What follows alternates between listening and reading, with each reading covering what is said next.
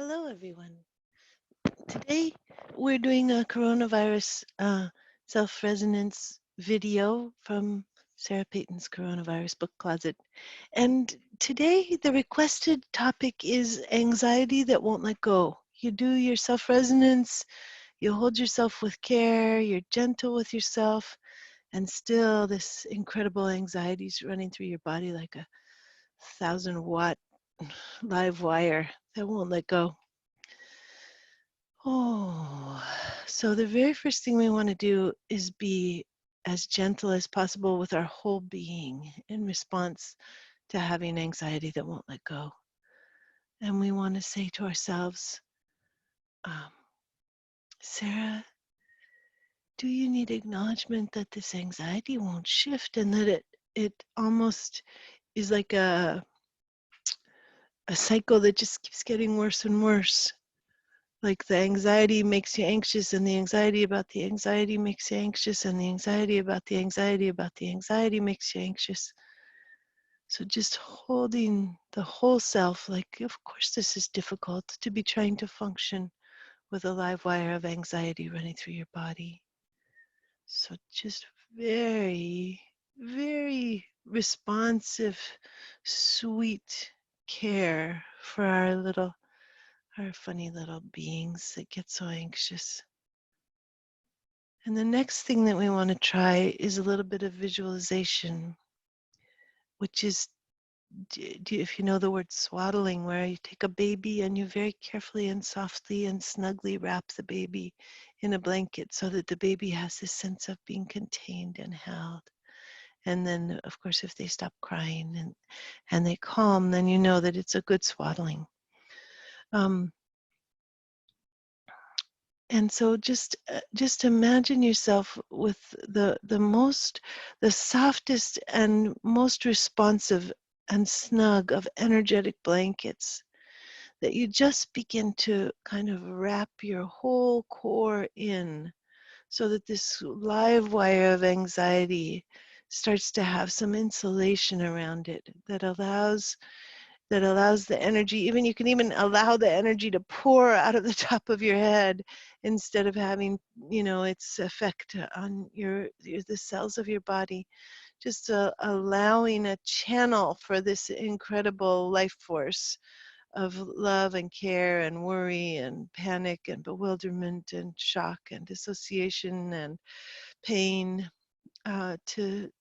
to move through you, and just make this energetic wrapping of your anxious core just so snug and warm and affectionate and careful, and just asking consent as you swaddle the anxious core of yourself. Just, do I have your consent to try to take care of you? And imagining this kind of wrapping going up, up, up, up through your core, up through your head and your brain, and letting whatever wants to discharge, to leave you. Just see if that gives you a little breath. And then the next thing is to make sure that your metaphors are big enough, that you're naming this incredible force that's within you, that you're naming it with enough voltage. Like, is it 1,000 volts? Is it 10,000 volts? Is it 100,000 volts? Is it killing you as you speak? Is it, I'm looking for other nature metaphors. Is it like a lightning strike going up from your stomach up through your brain? Is it a waterfall flowing the wrong way?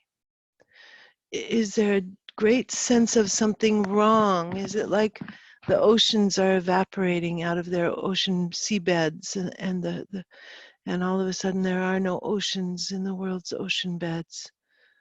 Is there a sense of all the stars going out? Is there a sense of the sun suddenly being vulnerable or unpredictable? Do you need acknowledgement that the human world has been turned on its head? that nothing is the same as it was. And then finally, let's do a couple of impossible dream guesses before we leave this incredible anxiety.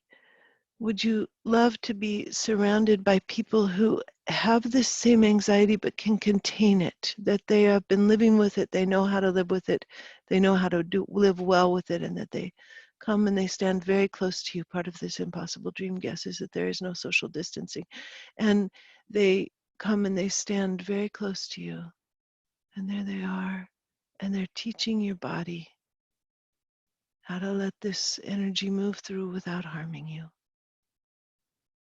Would you love to have that as a possibility? Would you love, here's another impossible dream guess, would you love to have a sense of something bigger than you holding you and the anxiety? And one more impossible dream guess. If you're going to have this much energy running through your body, would you love for it to be able to propel you through space, that you could take little rocket rides with it, that it would do something for you instead of just driving you crazy? Okay, there's a start for anxiety that won't let go. And so much love to each of us, because so many of us have anxiety that won't get let go right now.